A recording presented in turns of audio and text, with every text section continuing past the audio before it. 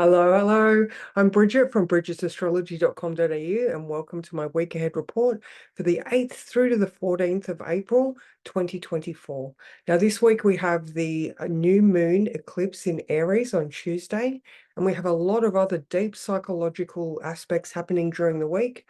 And yeah, so I would just like to also remind you that you can come over to Lifetime to Level Up on Facebook, where I do my morning lives at 8:30, or you can go and find my booking link at bridgetastrology.com.au and you can book an astrology reading with me.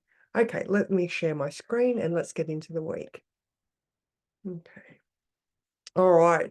So first up on Monday morning, we have the moon going into Aries early. Sorry, the moon goes into Aries Sunday night. This is being recorded on Sunday, so 9:25 p.m. on Sunday night, the 6th of April. All right, so now we are in the new moon energy, but we are also at the very dark of the moon right now. So, it's a very deeply, it's a time for pondering, and we do have Mercury retrograde also in Aries. As you can see, this big Aries buildup. There's deep psychological pondering. There is reminiscing with Mercury retrograde. It's coming up to conjunct Chiron again for the second time. So we're very aware of, we've got all this Aries energy that just wants to move forward and do things, rush into battle. But we've got this introspection, which is just overlaying it really, really heavily. All right, so now a trick with this one is to direct the energy that direct that retrospective. The tendency to go to those old hurts and wounds it's right there. It's inevitable. However, rather than looking at the pain and what it has stopped for us, we can look at the present moment and see what we have gained from it. So, like I was saying earlier, the self-introspection and the dismantling of your old ideas is something that is very, very strong this week. So you are very, very capable of doing everything that you need to do. Now, so with all of this Aries stuff, it is being ruled by Mars in Pisces, which is coming up to closely conjunct Saturn, also in Pisces. And then we also have the additional energy of Jupiter and Uranus coming together. So, we are approaching all of this direct introspection from a very strong center. All right. So Mars in Pisces is like Bruce Lee. There's that whole Shaolin monk, find the strength within to forge ahead. All right. We also have that determination at our disposal as well, and the responsibility and the understanding that we are in control of ourselves and our own lives. And in addition, with this Jupiter Uranus, we are becoming the people we are meant to be, not the people we have been forced or influenced to be. So again, a lot of me, but coming at it from a very spiritual perspective. Okay. Now let's just move forward. I'm just going to go 24 hours. I'm not going to go to the exact time, but it's close enough, visually anyway. So now the new moon eclipse is at 4:19 a.m. That's Tassie time. And we have the sun, moon, and Chiron all at 19 degrees of Aries. Now, in the Sabian symbols, the meaning for 19 Aries is a magic carpet that hovers over the depressing reality of everyday life in an industrial area. Now, it's talking about using your own mind to lift yourself above the negative situations and attain a calmer and more spiritual perspective. This is perfect, especially with that Mars in Pisces. We all have past hurts and wounds, and they, depending on your perspective, which is purely your perspective, that is going to, show you or sorry, I've lost my words, but you know what, like that is the direction.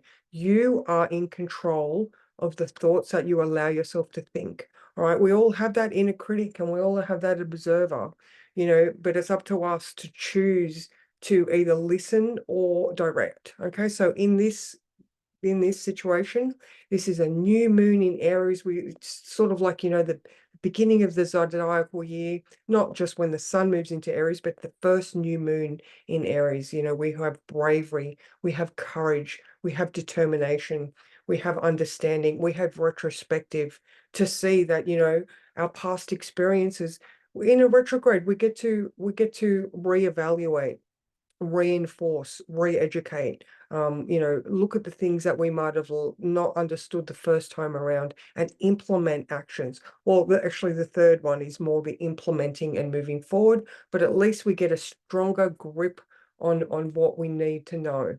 Okay, so there's a lot of potential available today, and definitely one of those why not me moments, you know, like when you're doing your new moon intentions, just think, why can't I do that? Like, what's stopping me? Listen to the inner narrative and then challenge that because you understand more now at the current age you are than when you were given those self-limiting beliefs. Okay, I think that was it. Let's go forward to Wednesday. All right, now I love this one. So we have the moon coming up to conjunct Jupiter from 1 p.m. and then it's going to conjunct Uranus later on. Now, with Venus fresh in Aries, we've got the Xena warrior woman vibes on. She's in detriment, but I am a Scorpio, so um, I resonate with this, the whole Mars energy. And, you know, maybe it's just because traditionally women weren't supposed to be fierce and independent. So, you know, when I was thinking about this one, it's the quiet determination, it's the fierce silence, it's the boss lady vibes where you are sure of yourself, confident, and you know your ability and you know your worth.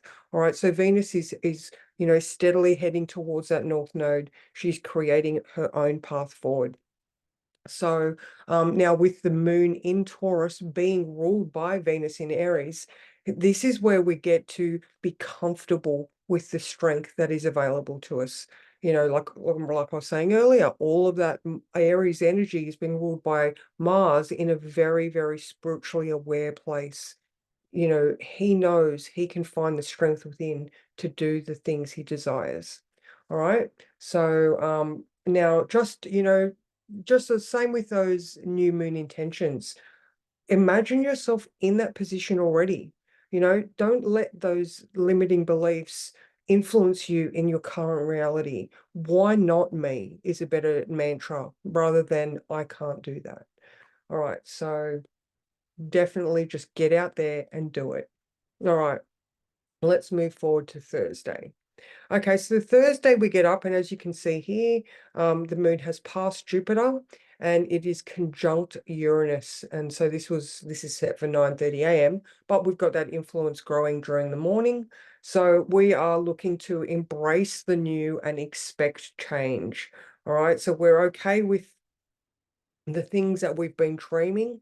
You know, I've just got the thought, you know, like when people win the lottery and they don't change their money beliefs about deserving good fortune. It's the same type of thing here. You know, with Jupiter coming to conjunct Uranus, it is about our understanding and our awareness, about our comfort, security, values, and our self-worth. And they're the things that are changing. So once we get to that emotionally stable place where we expect change and we're okay with things being different, not like they used to be, this is when we can maybe like settle into that more comfortable place where we are okay with being brave. We are okay with standing up for ourselves. So definitely, you know, doing the work to again, you know, this awareness of our own self and our thoughts is so strong this week. Yeah, okay, so Mercury coming up to conjunct Chiron, you know, the sun going over Chiron, you know, all of these things are so influential for us. And it's all about self-determination and being okay with who you are. All right, so let me just change the day.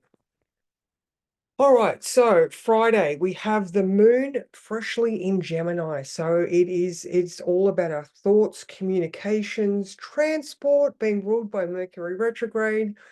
Be very careful when you are communicating that you think about what you're trying to say so that you don't get misinterpreted, miscommunications, all of those normal Mercury retrograde things. And the same with when you are listening to people.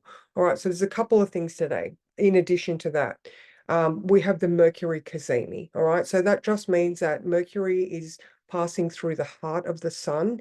Now, usually planets get burnt, their energies get burnt away by the sun's influence, but in a cazimi, when they're right in the middle there, it's just amplified. All right, so our thoughts are so confident and self-assured.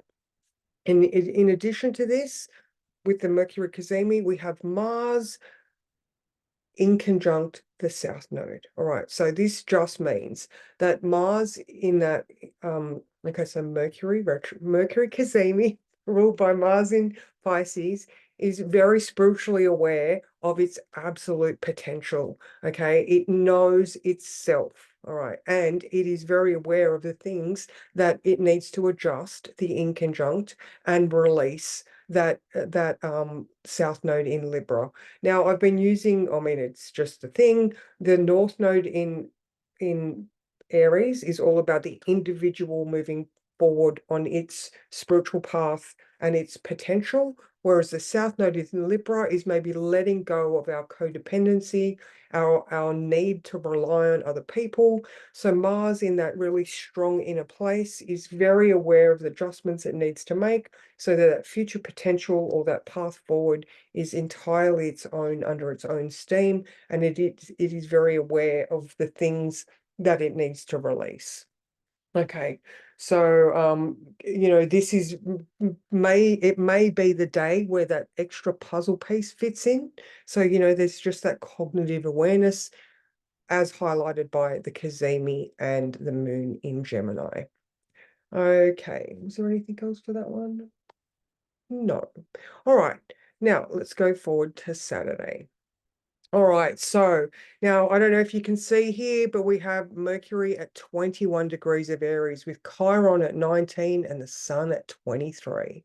So today we have our thoughts sitting right in the middle of the Sun, highlighting that whatever Aries influence there is, that individuation, that strength, courage, and determination of you as an individual, wherever that sits in your chart is where obviously it's going to be highlighted. And then we have Chiron, everything is coming up and moving past that Chiron. All right. Chiron as a myth is the wounded healer. Right. So once we get on top of those things that have previously held us back, hurt us, or, caused us pain, crisis, or trauma, if we can just continue to move forward from it, we then become the teacher. So then we can then mentor or guide others that we can see in that situation because, hey, you survived, you thrived, regardless of your previous hurt. So again, today, the moon in Gemini, so we're thinking and communicating, and those are the things that are highlighted right now. All right. So when you revisit these places, like I said, we're looking for the strengths you have gained rather than the things that have stopped you. All right. It's about overcoming your fears and striding headlong into your future potential. All right. And that was it for Saturday the 13th. All right. Now, Sunday the 14th, I have had this book called The Way of Weird by Brian Bates for over 25 years now, and it is just one of my favorites. It is based on a Anglo-Saxon shaman, and Wolf is a trainee monk that goes to this shaman so that he can learn the ways of the people so that he can convert them. However, now during the book, he goes through many, many trials, and one of them, he sees himself being cut to pieces and deconstructed by the dwarfs. Now, in cultures all over the world, we have this deconstruction myth where the dwarves eventually rebuild him in a stronger and more resilient position for himself. All right, so now through this experience, he fully understands himself. He understands God energy. He understands the people that he's learning about and finds true acceptance. All right. So the point of this with the Cancer moon is that, through all of these trials that we're going through, these memories that we're revisiting, the strength we're finding from within, we must remember to love ourselves, and also just come to me, sort of forgive our ancestry, because, the more we know about ourselves, the more we know about how we got here. And, we might have to overcome the stories of our ancestors in order to be okay with who we are today. So this is why I've chosen that analogy, that it's through self-acceptance that we actually find our true authentic nature. And I know it's a big cliche, but self-love is the ultimate answer for us to move into our pure potential. Okay. So that was for the week. So I hope that this has helped you. And if you would like to reach out to me, like I said, you can find me on the socials, Bridget's Astrology or Lifetime to Level Up, or at my website. And yeah, reach out and have a reading. We are heading into fabulous new times and new energy. And, have a look at your chart to see. It just clarifies where you're at. When you have an astrology reading, and it is only just reinforcing what you already know. And I know that's like, well, why would I pay for that? Because it just reinforces, that you're on the right path and that you're doing the right thing. But, there's lots of modalities out there that can do that. But if I can help you, maybe you would like to trial some of my coaching as well. So totally up to you. Anyway, thank you for joining me, especially if you're still here. So subscribe, like, share, and comment. And I always answer my comments. So thank you so much and take care.